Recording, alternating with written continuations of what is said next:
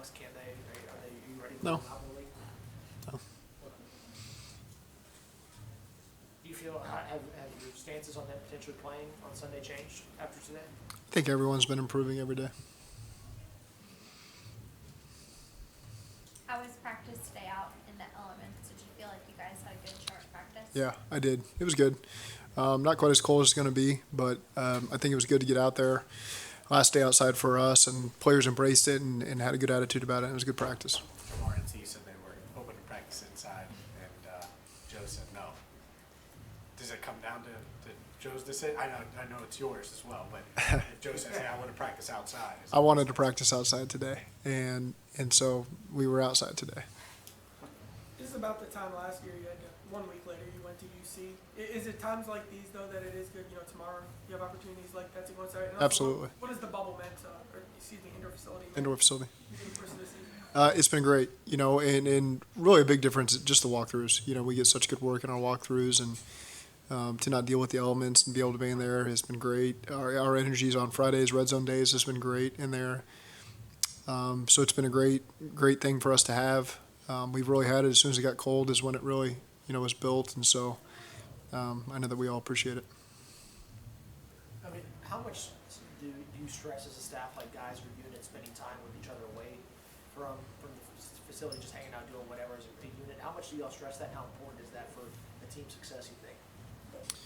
I think the camaraderie is important for the team to feel connected. I see guys, and I think half our team lives here. I play a day off. They're in here playing ping pong. They're in here playing cards, hanging out more than any team I've ever been around.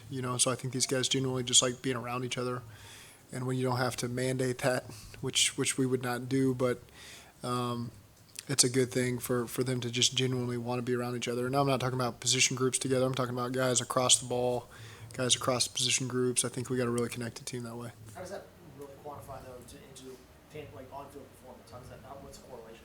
Well, it's easier to build guys up. It's easier to play for the guy next to you when you genuinely like the guy and respect what they're about, respect how they play, they go about their business, and it's just easier to pick up the guy next to you when that's the case. Why do you think, Zach, this team never makes a game bigger than it actually is? Like, the game isn't too big for them.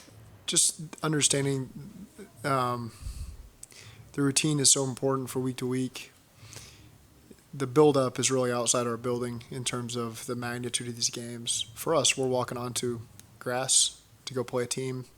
It's going to be a loud environment, but for us, that's what it comes down to is let's put in a good 7 days of work, and let's go out there against a good team and put our best foot forward and let everybody else make of it what they want to make it. Yeah, we understand that there's an AFC Championship on the line, but our guys generally don't feel the pressure because of that. It's just let's get ready for this game. Let's go out there, put our best foot forward, and if we play great, then we're going to have a great chance to win.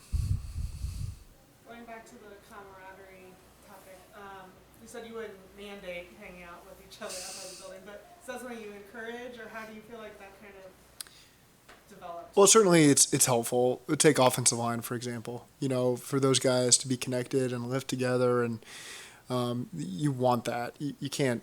It's hard if you say, "Hey, you got to do this." Then it's not a genuine bond you're building. But you want guys that feel like they need that bond and that chemistry and want to hang out together. And I hear that on the plane all the time. Guys, when we land, they're going to go hang out together at somebody's house, and that's encouraging for me. But it's helpful as a team again to connect like that.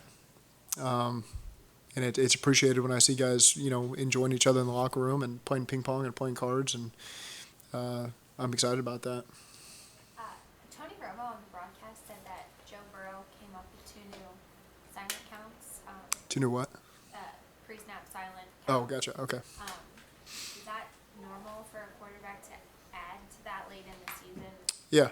Yeah. I think for him and Ted, they drive that communication, and there's always wrinkles that you add. And really, the great teams I've been a part, Rams, similar. Those guys are always thinking they're in the battle deeper than we are in terms of what the other team's catching on to or what they need to be able to attack at a better level. So I've got a lot of trust that when those two guys make a statement that, hey, this will help us, and as long as we do a great job with it in practice, then let's utilize it. And so Is it uncommon for a lot of teams? I don't know, but the two last teams I've been on, that's pretty common for the quarterback in the center to say, hey, we need this to help us, and let's practice it and make sure it's utilized the right way. Can you describe Kellen Wood's impact that he's had here? He just consistency throughout bad times and good times. We always say we want players that we know what to expect when they walk in the door every day, and TB's been that guy for us. And obviously, my first 2 years here were very difficult. We didn't win many games. He always came in with a positive attitude. He always led the right way. He always practiced the right way. He always helped bring people along and bring people up. And I always knew that I could trust honest feedback. If I asked him a direct question that I needed a response on, he was always honest with me. And so I've just always appreciated that about TB. And then here he gets to reap the benefits of, back-to-back AFC Championship games. And that's just, you always have a soft spot for guys like that were with you through thick and thin and get to reap the rewards and are still the same guy that they were when you got here. That's awesome to see from TB. I know you said that Joe Burrow's always been the same guy since he got here. Like you said, he hasn't progressed because he hasn't needed to. But what does it say that he can command the locker room without having to give like a rah-rah speech where he gets that attention and his performance just shines off on everyone in the locker room? That's just respect. That's when guys lead by example, and guys know they have potential and they've shown the ability to reach that potential. And then when they speak, people are going to listen to them. And I think that's just a respect thing from the team of they appreciate the work that he puts in, and he doesn't speak all the time. And so when he does, there's a lot of value to it, and guys listen to it and respond to it the right way. What differentiates the way Joe sees a football field compared to most other quarterbacks?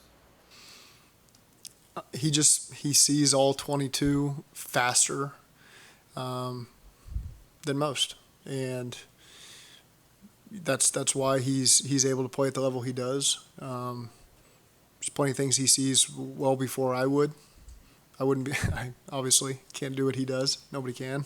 But that's why he operates at a different level. He starts with protections. It starts with coverage looks, where he's got all those little tells where he can just take a pretty good shot at what they're going to be in, and if not, he's already got his response of where he's going to go with the ball, and so he's able to play really fast that way because he can see the whole field. And again, that's the preparation that leads into the game, and then he's able to play really fast when he walks out there on the field. As a quarterback, how much of that do you think someone's born with, and how much is honed and developed? There's certainly an understanding I'm sure he's had well before others. His dad's a football coach. He's exposed to that at a much younger age than most, and so you're able to build probably a foundation. Maybe it's an advantage you got. You're able to build a little bit quicker foundation, and he's played under some really good systems and some really good programs to help build upon that foundation. And he's also got his process that wherever that started from or came from is a really good process that he follows, and so he puts himself in the best position to do it. And I don't know all the ins and outs of why he's special that way. I don't. But he's put himself in a position to be able to execute at a high level all the time. Do you feel like you've added a layer to the foundation, and what would that be? We try to help as best we can. We're resources for him. We can't give you all the information. There's not enough time in the week to go over every single film clip from every game in the season. That's on the quarterback at some point to make sure he's doing his own work to be ready for the game. But we want him to understand the intent of the plan and why we want to do things. He's got input in that. There's great value to that. And then he's expected to go out there and operate at a high level. And so, again, we do everything we can to make sure that he knows he's put in the best position. And then there's the dialogue that takes place to make sure that we get there on Sunday. The relationship with Joe and Dan Pitcher, Mm-hmm. kind of guys have similar personalities. I don't know if you, Those two guys, say that again? those two guys have kind of similar personalities, don't they? They seem to kind of, Yeah. really get along. They have a great relationship. Dan Pitcher does an excellent job in that room. And, I've always said this, Dan is in there the most. Dan is with those quarterbacks more than anybody else. And there's a lot of trust there on my end and Brian's end to allow that to happen. Dan has earned that over the years. And I know that he's got Burrow's trust as well. And then Brian's in there quite a bit as well. You know, he's probably the second layer. And then I'm in there the least. And all those guys, I think Joe would answer this better than me, but I can sense the respect that he's got for Dan and for Brian, and the value and the input they have in that room. And he certainly respects when they talk ball. I believe he's got a high level of respect for both those guys. What makes you quarterbacks, coach? You've got to be able to see it like they do. I believe that. Put yourself into their shoes as best you can, even if you haven't operated at that level that they have to. I think that there's a respect there. Not all the time. I've seen plenty of guys that didn't play the position that are excellent quarterback coaches in this league.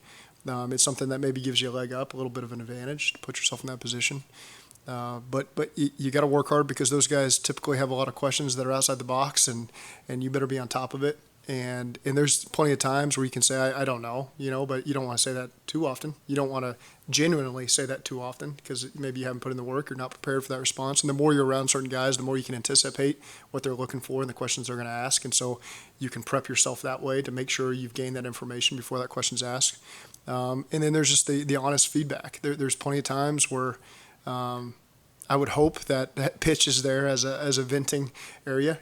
Joe may be frustrated with something about me or the team or Brian or somebody, and the quarterback coach has got to be there to be that liaison that you can kind of vent through sometimes, and that's perfectly acceptable. And anytime you're around somebody 7 straight months, 9 straight, 12 straight months, whatever we've been around each other, you got to have that person that you trust. You can kind of get something off your chest and then move forward. And that's a big component in the quarterback room as well, and that's why you see a lot of great quarterbacks kind of have their guy that they lean on in that room, and they've got that trust there, and Dan has certainly been that for Joe.